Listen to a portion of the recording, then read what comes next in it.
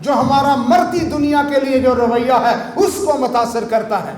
سو ارسطو نے جو کہا وہ یہ تھا کہ کوئی دوستی نہیں ہو سکتی اور کوئی انصاف کی جگہ نہیں ہے ایسی چیزوں کے لیے جن میں وہ زندگی نہیں ہے۔ مثلا چاہے کوئی گھوڑا ہو، چاہے کوئی بیل ہو، چاہے کوئی غلام ہو، کیونکہ ماسٹر اور سلیو ایک جیسے، مالک اور غلام ایک جیسے نہیں ہو سکتے، ان میں کچھ بھی مشترک نہیں ہے۔ یہ وہ فلسفہ ہے جو رومن لا پر حاوی ہے، اور یہاں پر وہ صوبے دار ہے جو دنیا کے اس قانون کے خلاف اپنے دل میں ایک ایسی شریعت رکھتا ہے جو خدا کی شریعت ہے۔ آپ اپنے دل میں کون سی شریعت کے ساتھ خدا کے لوگوں کے ساتھ پیش آتے ہیں، دنیا کے ساتھ پیش آتے ہیں؟ ایک اور رومن رائٹر ہے، اس کا نام تھا وارو، اور اس نے لکھا the only difference between a slave, a beast and a cat and a cart was that the slave talked۔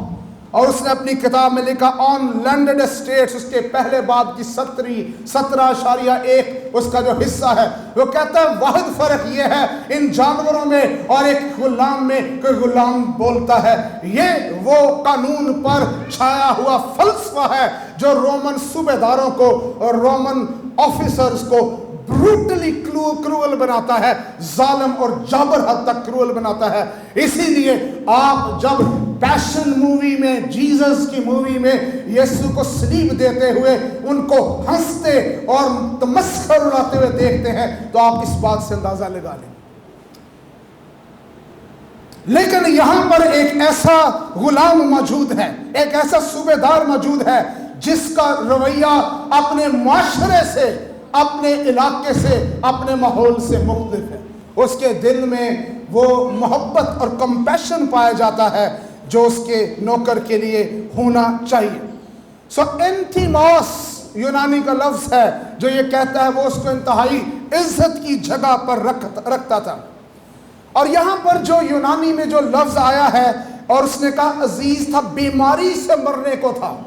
اور جب آپ متی کے انجیل میں جاتے ہیں تو آپ دیکھتے ہیں کہ بیماری کیسی تھی، اور یہاں پر جو بیماری کا لفظ ہے اصل میں جب یونانی میں جب نیا عہد نامہ لکھا گیا تو وہاں پر اس کا مطلب یہ ہے کہ وہ انتہائی بیمار تھا اور وہ بستر مرگ پہ تھا۔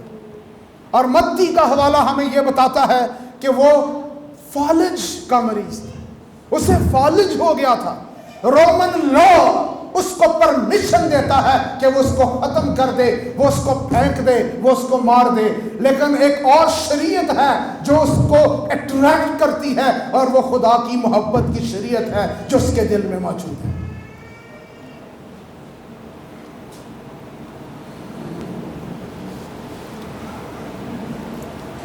اور جو یہودی کلچر میں اگر کوئی طاقتور با اختیار شخص کسی کے گھر اپنے نمائندے بھیج دیتا تو یہ سمجھا جاتا تھا کہ وہ خود وہاں پر چل کر آیا ہے۔ اس لیے آپ کو ان دونوں حوالہ جات میں یہ دو مختلف حوالہ جات، دو مختلف مناظر جو ہیں اس کے آنے کے تعلق سے دکھائی دیں گے۔ یہاں پر پھر اس کے بعد یہودی بزرگ آتے ہیں جن پر ہم نے غور کرنا ہے۔ اس نے یسوع کی خبر سن کر یہودیوں کے کئی بزرگوں کو اس کے پاس بھیجا اور اسے درخواست کی کہ آ کر میرے نوکر کو اچھا کر دے۔ سب بولیں اچھا کر دے۔ آمین۔ آپ اچھا ہونا چاہتے ہیں؟ آپ میں سے کون ہے جو اچھا ہونا چاہتے؟ اگر آپ کہیں بیمار ہیں، everyone is feeling some sickness، کہیں نہ کہیں آپ کے اندر کوئی نہ کوئی کمزوری ہے۔ آمین۔ ہم اچھا ہونا چاہتے ہیں۔ پریز دی لارڈ۔ ہمیں کون اچھا کرے گا؟ خداوند یسوع مسیح۔ کس کے کلام میں قدرت پائی جاتی ہے؟ آمین۔ وہ یسوع کے پاس آئے اور اس کی بڑی منت کر کے بیگنگ کرنے لگے کہ وہ اس لائق ہے کہ تو اس کی خاطر یہ کرے۔ وہ کس لائق ہے؟ اس لائق ہے۔ کیوں؟ اس لائق کیوں ہے؟ کیونکہ وہ ہماری قوم سے محبت رکھتا ہے اور ہمارے عبادت خانہ کو اسی نے بنوایا۔ اب یہ وہ جوش لیڈرز ہیں جو ان رومی صوبے داروں سے اور رومن فورسز سے بہت نفرت کرتے ہیں، لیکن یہاں پر کچھ معاملہ جو ہے وہ فرق ہے۔ سو اس نے کس کو بھیجا؟ یہودی بزرگوں کو، تاکہ وہ کیا کریں؟ تاکہ وہ یسوع کی سفارش کر سکیں۔ آج آپ کو، مجھے، کسی کو بھی اپنے اور یسوع کے درمیان کسی بھی اور انٹرمیڈیری کی، مڈل مین کی، مڈل گروپ کی، مڈل ریلیجن کی ضرورت نہیں ہے۔ میرے، آپ کے اور یسوع کے درمیان کوئی درمیانی جو ہے اس کی ضرورت نہیں ہے، کیونکہ یسوع نے آپ کے لیے شفا کا کام کیا ہے، آپ کے لیے نجات کا کام کیا ہے۔ آمین۔ So we don't need any middle people, but these Jewish leaders, they were sent. اور اس نے کیا کہا؟ ان کی سوچ یہ ہے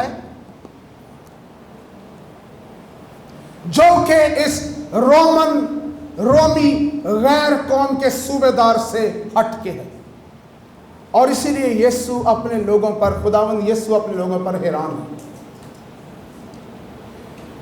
ان کی سوچ یہ ہے کہ یہ ڈیزرو کرتا ہے کہ اس کو، اس کے نوکر کو شفا دی جائے، کیونکہ اس نے بہت بڑی آفرنگ دی ہے، کیونکہ اس نے بہت پیسہ لگایا ہے، کیونکہ یہ ہماری فیور کرتا ہے، ہماری حمایت میں ہے، اس لیے کیونکہ اس نے نیک کام کیے ہیں، کیونکہ اس نے راست بازی کے کام کیے ہیں۔ جو جوش تھنکنگ تھی وہ یہ تھی کہ جب آپ آفرنگ دیتے ہیں، آپ چیریٹی دیتے ہیں، تو یہ راست بازی کے کام ہیں۔ اسی لیے خدا یسوع مسیح نے پہاڑی واز میں ان کا ذکر کیا اور ان کے بارے میں یہودیوں کی، بنی اسرائیل کی تعلیم کو درست کیا۔ دعا کرنا، فاسٹنگ، روزہ رکھنا، ہدیے دینا، چیریٹی دینا، خیرات کرنا، یہ یہودی لا میں راست بازی کے کاموں کی کیٹیگریز میں آتے تھے۔ اور ان کی سوچ یہ ہے کہ ہم اپنی خدا کی مقبولیت کو، فیور کو، خدا کی حمایت کو، خدا کی ہیلنگ کو اپنے راست بازی کے کاموں سے، اپنے ان روپے پیسوں سے خرید سکتے ہیں، ہم خدا کی برکت کو ارن کر سکتے ہیں۔ لیکن آگے جا کے آپ دیکھیں گے اس رومی صوبے دار کا دل فرق ہے، وہ اس بات پہ نہیں کہ میں کچھ ارن کر سکتا ہوں، بلکہ وہ شافی کے کلام کے اختیار پر اور اس کے خداوند ہونے پر ایمان رکھتا ہے۔ That's a big difference۔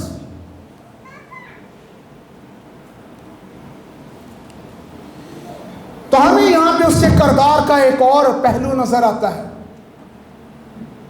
He is also good and caring for the community۔ وہ خدا کے لوگوں کے لیے بہت اچھا رویہ رکھتا ہے۔ اس کا کریکٹر رومیوں سے ہٹ کے ہے، اس کا کردار بہت سے یہودیوں سے ہٹ کے ہے۔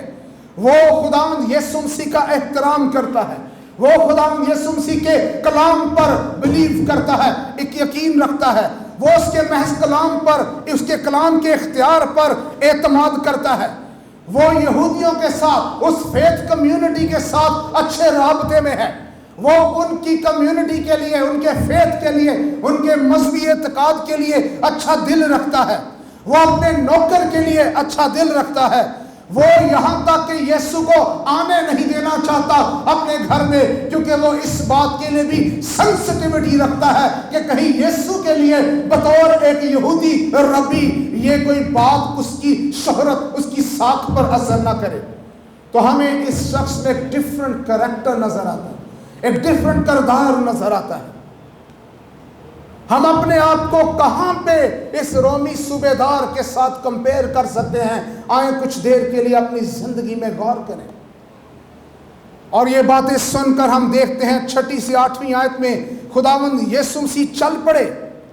یسوع ان کے ساتھ چلا، مگر جب وہ گھر کے قریب پہنچا تو صوبے دار نے بعض دوستوں کی معرفت اسے یہ کہلا بھیجا کہ اے خداوند تکلیف نہ کر، کیونکہ میں اس لائق نہیں ہوں۔ ہاللیلویہ۔ کہتا میں اس لائق نہیں ہوں۔ وہ اپنے معاشرے، اپنے رومی ہونے، اپنے غیر یہودی ہونے اور اس کی لیک آف سینکٹی، اس تقدس جو وہ جانتا ہے کہ یسوع بطور ایک یہودی ربی، ایک یہودی پروفٹ، ایک خداوند کے طور پہ اس کو جس تقدیس اور تقدس کی ضرورت ہے، وہ اس بات کا اقرار کرتا ہے میں اس لائق نہیں ہوں۔ ہمیں اس کی ایک ہیوملٹی جو ہے وہ یہاں پر نظر آتی ہے. وہ کیا کہتا ہے اس میں؟ جب وہ کہتا ہے کہ میں اس لائق نہیں ہوں، تو یہودی جب گریک سینس میں جب اس کو ہم دیکھتے ہیں تو اس کا مطلب یہ ہے کہ وہ اپنے آپ کو، اپنی حلیمی کو ظاہر کر رہا تھا. جب وہ یہ کہتا ہے میں اس لائق نہیں ہوں، تو اگر آپ اس کی گریک سرجری کریں، یونانی زبان کے ماحول میں دیکھیں، تو اس کے اندر سے یہ میسج ہمیں ملتا ہے وہ حلیم ہو رہا ہے اور یسوع کے اس تقدس اور اس کی پاکیزگی اور اس کے احترام کا مرغوب ہو رہا ہے، اس کے روب میں موجود ہے. آج ہم اپنی ہیلنگ کا اقرار کرتے ہیں، اعلان کرتے ہیں، اور بعض دفعہ ہم یہ سمجھتے ہیں healing is a right. Yes, of course it's the right. یہ ایمانداروں کا ہر اس کا جو عہد میں آتا ہے، یہ اس کا حق ہے. لیکن یاد رکھیے ہمیں بائبل کی سسٹمیٹک تھیالوجی میں ہیلنگ کی پرمیشن اینڈ ہیلنگ کی ریلیز جو ہے وہ ساورن گاڈ کی ساورن ول اور ساورن مرضی سے ملتی نظر آتی ہے. You cannot beat God in his wisdom. آپ خدا کو اس کی حکمت، اس کی ساورینٹی سے بھی اس کو بیٹ نہیں کر سکتے، اس سے آگے نہیں نکل سکتے. اس لیے یہاں پہ چرچ کو یہ سیکھنے کی ضرورت ہے کہ when you go to God، جب آپ مسیح کے سامنے آتے ہیں اور اس سے اپنی شفا مانگتے ہیں، ہاں آپ کا اختیار موجود، آپ کا حق موجود ہے، لیکن یاد رکھے اختیار اس کا ہے کہ وہ دے گا. So you have to humble yourself. ہم چرچ نے اپنے آپ کو ہمبل کرنا چھوڑ دیا ہے. بائبل کہتی ہے حلیم زمین کے وارث ہو.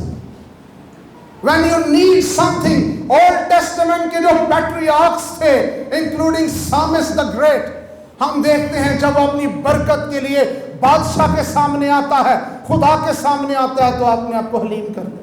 تو ہمیں اس صوبے دار کے اندر جو ایک مین آف پاور ہے، مین آف اتھارٹی ہے، ہمیں اس کے اندر یسوع کا روب جو ہے وہ نظر آتا ہے.